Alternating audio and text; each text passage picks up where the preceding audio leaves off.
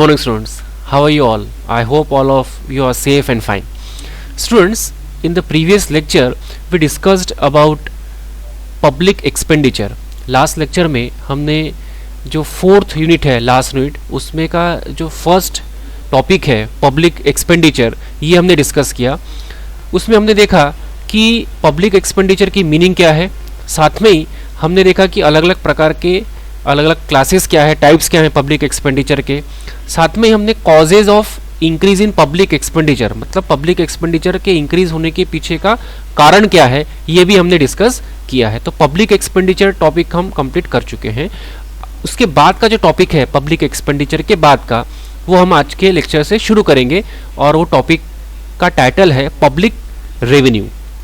Public revenue, public revenue हम देखते हैं. पब्लिक रेवेन्यू की मीनिंग देखते हैं सबसे पहले कि क्या है public revenue. Public revenue simply means income of the government. Individual व्यक्ति जब होता है तो उसकी जो अर्निंग्स होती है उसको हम इनकम कहते हैं. तो गवर्नमेंट की जो इनकम होती है उसे हम इनकम ना कहते हैं, वो उसको कहते हैं रेवेन्यू. गवर्नमेंट की जो इनकम होती है उसे कहते हैं रेवेन्यू या पब्लिक रेवेन्यू शब्द इस्तेमाल करते हैं.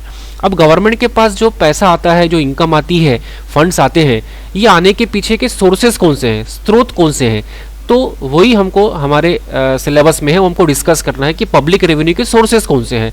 तो पब्लिक जो रेवेन्यू है, जो गवर्नमेंट की इनकम है, ये आने के पीछे का जो सोर्सेज हैं, जो स्रोत हैं, वो दो सोर्सेज से गवर्नमेंट के पास रेवेन्यू आती है, अर्निंग्स आती है.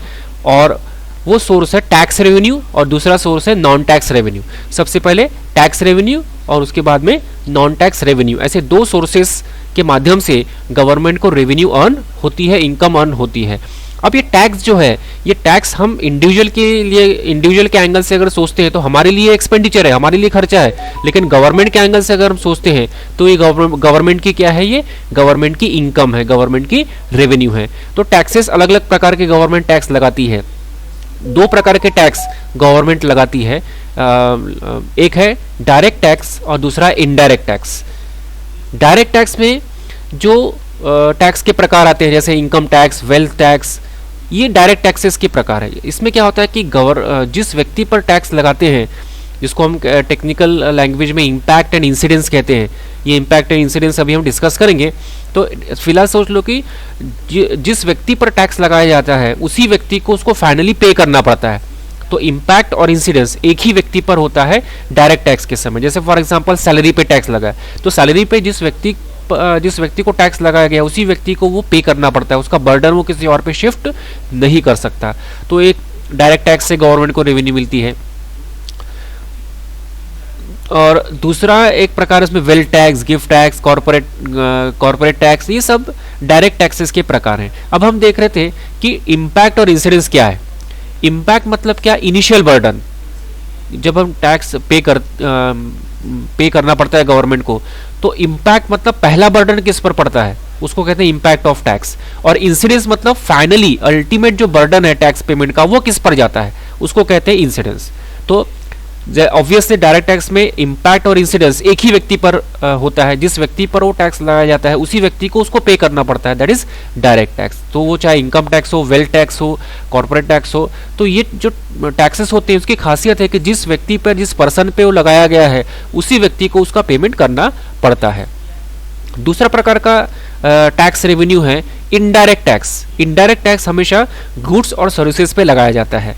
जैसे उसकी खासियत है कि इम्पैक्ट अलग व्यक्ति पर होता है और इंसिडेंस अलग व्यक्ति पर होता है. जैसे for example GST, good service tax, custom duty, excise duty, तो जितनी भी गुड्स और सर्विसेज पर टैक्स लगाते हैं, these are all indirect tax. तो इसमें क्या होता है कि इम्पैक्ट और इंसिडेंस अलग व्यक्ति पर होता है.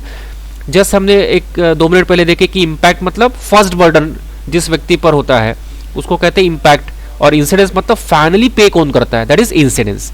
तो जैसे जीएसटी है, गुड सर्विसेज टैक्स, इसको हमने इनडायरेक्ट टैक्स के कैटेगरी में लिया है. क्यों? क्योंकि जीएसटी का फर्स्ट जो इंसिडेंस है, फर्स्ट जो बर्डन है, वो ऑलरेडी कंपनी पे कर चुके हैं. जैसे फॉर एग्जांपल एक लैपटॉप खरीदना है, लैपटॉप की आप खरीदने जाओगे अगर, तो दुकान में फॉर एग्जांपल 35,000 का लैपटॉप है, एक फॉर एग्जांपल एबीसी कंपनी का है, 35,000 का है.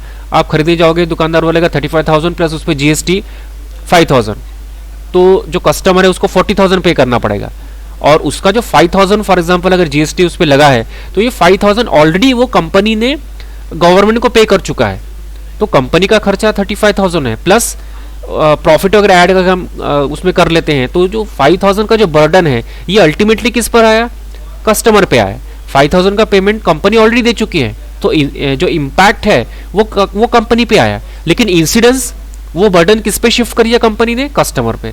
तो जो इनडायरेक्ट टैक्स है उसकी खासियत ऐसे है कि इम्पैक्ट और इंसिडेंस अलग व्यक्ति पर होता है, और टैक्स का जो बर्डन है वो दूसरे व्यक्ति पर शिफ्ट किया जा सकता है। तो दैट इज इनडायरेक्ट टैक्स। तो goods and services tax, custom duty, excise duty, ये सब इनडायरेक्ट टैक्सेस के टाइप्स हम कह सकते हैं। तो इस प्रकार से टैक्स रेवेन्यू, गवर्नमेंट के पास दो मेजर सोर्सेस हैं, direct tax and indirect tax. तो गवर्नमेंट के पास जितने भी टैक्स रेवेन्यू अर्न होती है, तो उसमें इनडायरेक्ट टैक्स का जो पोर्शन है वो ऑलमोस्ट 60% से ज़्यादा है। तो indirect tax compare to direct tax ये बड़ा सोर्स है गवर्नमेंट के पास इनकम का। ये हो गया टैक्स रेवेन्यू, जो गवर्नमेंट की पहली रेवेन्यू का एक सोर्स है। दूसरा है नॉन टैक्स रेवेन्यू, जहाँ पर टैक्स को छोड़कर भी गवर्नमेंट को अर्निंग्स हो सकती है। जैसे interest receipt on loan given, government ने अगर लोन दिया है पब्लिक को या और किसी इंस्टीट्यूट को, तो गवर्नमेंट ने लोन दिया तो गवर्नमेंट को इंटरेस्ट रिसीव होगा, तो वो इनकम है गवर्नमेंट की, तो इंटरेस्ट रिसीव्ड हो सकता है गवर्नमेंट की, जो नॉन टैक्स रेवेन्यू में हम उसे ले सकते हैं। सरप्लस प्रॉफिट ऑन आरबीआई जितनी भी एक्टिविटीज़ करती है, नोट प्रिंट करती है, तो उसमें जो गवर्नमेंट को सरप्लस होता है, जो प्रॉफिट होता है, these are all non tax revenue, government की ये इनकम है।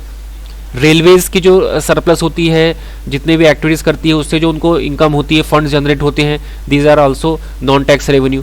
Profit on public sector undertaking, government के जितने भी सरकारी विभाग हैं, सरकारी डिपार्टमेंट्स है, वहाँ पर अगर कुछ सरप्लस हो रहा होगा तो वो भी गवर्नमेंट की इनकम है। तो इस प्रकार से गवर्नमेंट के पास दो रेवेन्यू के सोर्स है, tax revenue and non tax revenue. Tax revenue में दो प्रकार है, direct tax and indirect tax. तो डायरेक्ट और टैक्स और इनडायरेक्ट टैक्स में फर्क क्या है कि डायरेक्ट टैक्स में इम्पैक्ट इंसिडेंस एक ही व्यक्ति पर होता है, उसका बर्डन किसी और व्यक्ति पर शिफ्ट नहीं किया जा सकता।